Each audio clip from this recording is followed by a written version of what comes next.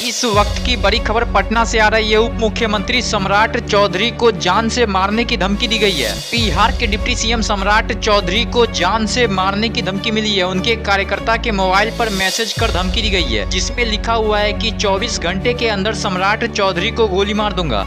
Mobile पर message में लिखा गया, हेलो सर, 24 घंटे के अंदर सम्राट चौधरी को गोली मार दूंगा, सच बोल रहा हूँ। ये मैसेज सम्राट चौधरी के एक समर्थक के फोन पर आया है, जिसके बाद मामले की सूचना पुलिस को दी गई है। पुलिस ने बताया कि अभी डायरेक्ट सूचना नहीं मिली है, फिलहाल तकनीकी अनुसंधान जारी है। शिकायत मिलने पर एफआईआर दर्ज की जाएगी। तो आपके नाम का धमकी मिला है कि 24 घंटे का समय ले रहे हैं, समझा दो।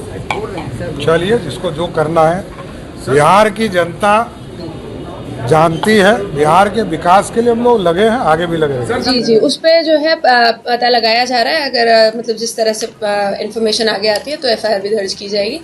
तकनीकी अनुसंधान शुरू कर दिया गया है। नहीं, अभी उस तरह से नहीं है कि क्या किस तरह से आई है कॉल।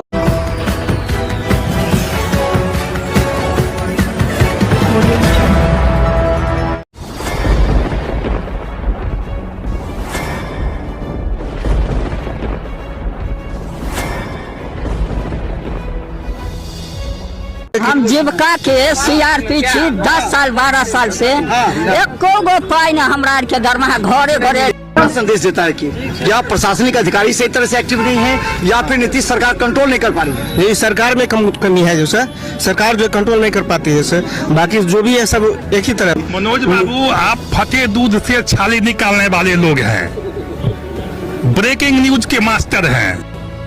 गरीब का ये सब गरीब का है ही नहीं। शासन सत्ताकार आदमी है, ये सब बर्बाद कर दिया बिहार को। तो निश्चित तौर पर केंद्र में भी हमारी सरकार होती है, बिहार में भी हमारी सरकार होती है, तो पलटू राम है फिर पलट जाते हैं।